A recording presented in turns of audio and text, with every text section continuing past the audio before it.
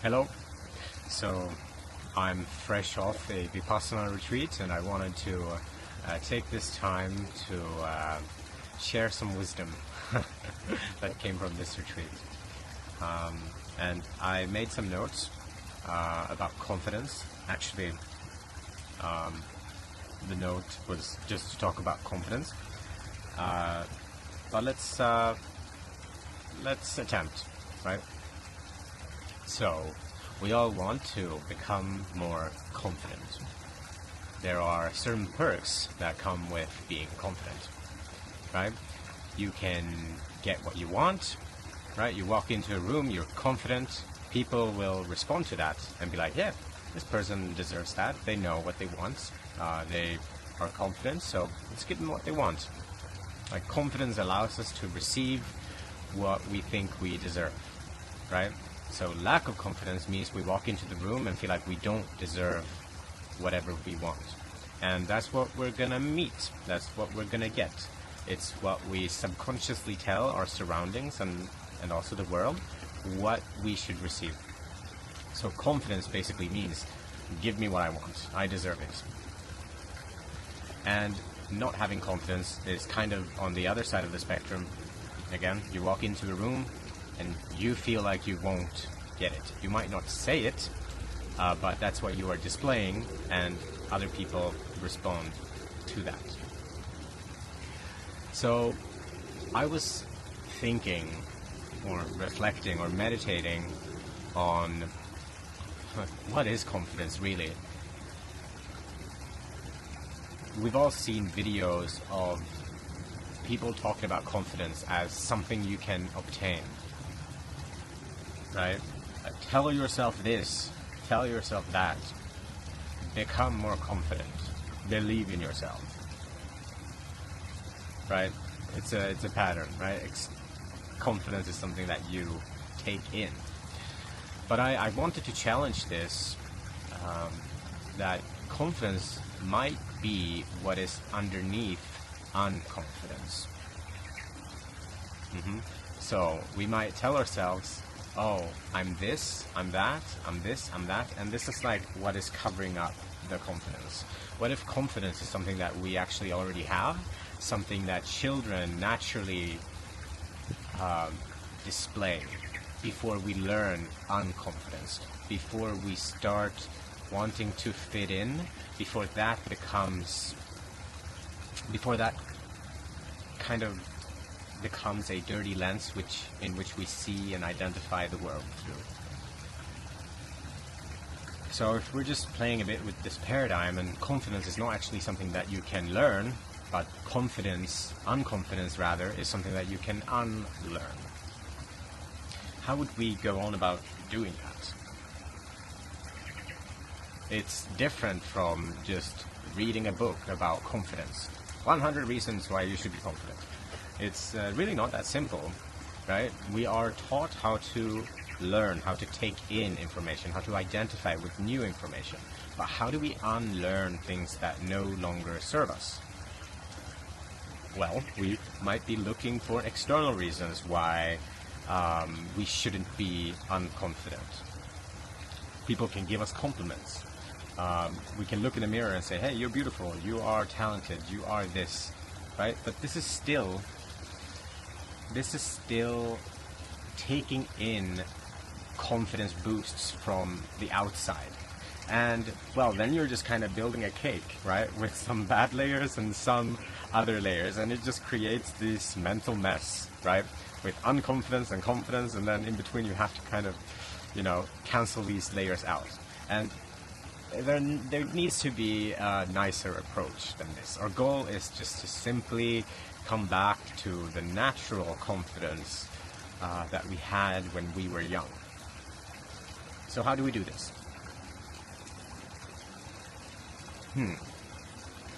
That's actually a really cool and interesting question. So how would I go on about doing this? Well, first we have to identify what is true and what is not true, right? We might be telling ourselves that, hey, this is morning, or this is day. Today is a day. right? The sun is shining, it's nice outside, it's a day. Like, that's true. And then we might have some thoughts that feel true, but aren't true. But we believe they are true. I actually have a Swedish word for this called smygvet, which means to sneakily know something. It is something that we have taken on, and we take it as truth. And it becomes this truth that we identify with. So we don't even, open up this truth and, look through it. We just kind of identify with it. We see the world through it. We have accumulated a bunch of sneaky truths, right, that we carry with us, and we see the world through them. They become this lens. And, well, we have to kind of catch ourselves in the moment, because that's just kind of how our minds work. We can't just, we have to kind of take in and sneakily know things, so we don't have to reevaluate everything all the time. But some of these sneakily knowing things that we have taken on our journey from when we were young, from when we were teenagers, from when we were young adults and then older adults, right? It's something that we've taken on, identified with, and now they are just kind of a part of us. So we have to create this distance between what we have taken on and start to observe what we tell ourselves is true. So unconfidence. What could be some things that we have taken on that are unconfidence topics? It could be, I am bad at, I'm not a very smart person, right? It is something that we have taken on. Maybe some traumatic experience made us believe this about ourselves. And the thing is, when we take this on and we see the world through this, right, it will reflect that back. Like, reality will prove that to be true, because it is what we give out, it is what we receive back. So well, we kind of have to observe as we tell ourselves things that we have proven from the past to be true, that maybe these are not true. These are the source of our unconfidence that we have to kind of peel layer by layer, and it kind of starts this stack of beliefs are different for every person. So it is something that we have to be mindful of, that when we take in a belief and we identify with it, let's try to make sure that it is true. And let's say you are not the smartest person ever, right? It still doesn't hurt to kind of reevaluate whatever we have taken on. So that is just something about confidence, that maybe confidence is not really what something that we learn. Maybe it is something that we need to unlearn. And I guess this is gonna be a repeating topic on this channel. Not only how to learn new things, but also how to unlearn things. So let's just make it a bit more personal for myself. Let's say I'm not the most confident person in the world. I'm 29 years old, I'm almost 30. It's taken me this long to create a YouTube channel. Partly, because some kind of unconfidence playing with my mind. Maybe it's good that I waited, of course, but, let's take it as it is. So, what have I been telling myself? I've been telling myself that, I'm not wise enough, I don't have the right camera, I don't have a strategy, I think social media is shallow, I don't want to be a part of that, I don't know, like all these things that I can imagine is just things that I have accumulated, and some of these things are actually quite comfortable for me to hold on to, because then I can just walk through life and have reasons not to kind of put myself out there. you know, having these layers can kind of create this zone of comfort that kind of prevents me from testing my limits. So let's be aware of that, right?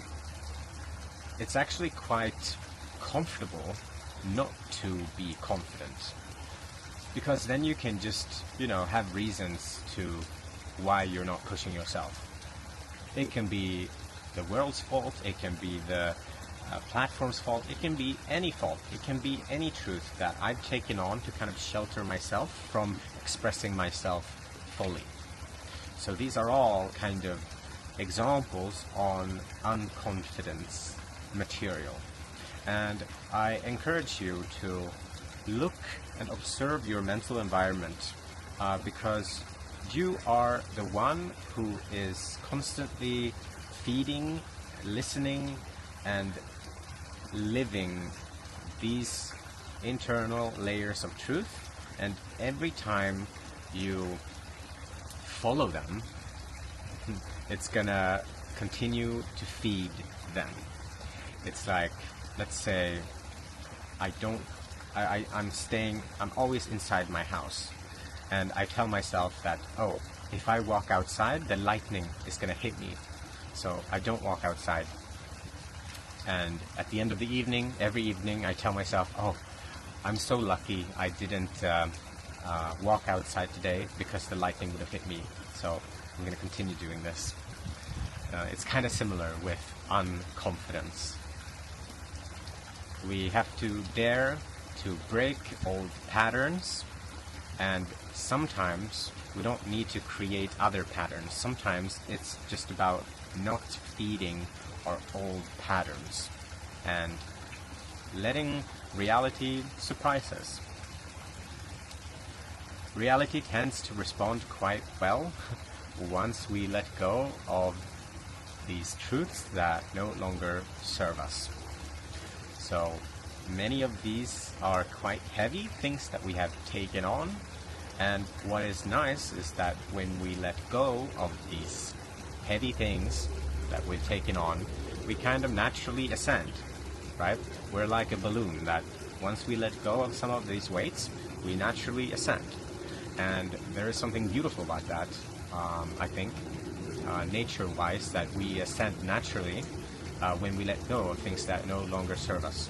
And unconfidence is something that doesn't serve you or the people around you, because it keeps you kind of stuck where it is comfortable to be. But we're not really subscribing to comfort.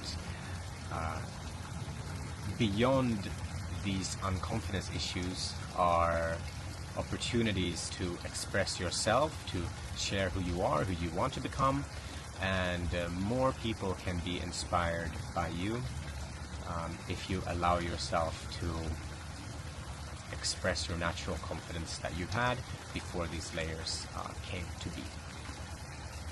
So that was just a little talk on confidence, and maybe we don't need to look for external reasons to be confident. Maybe we just need to filter out the unconfidence that we have picked up along the way and unlearn that. So yeah,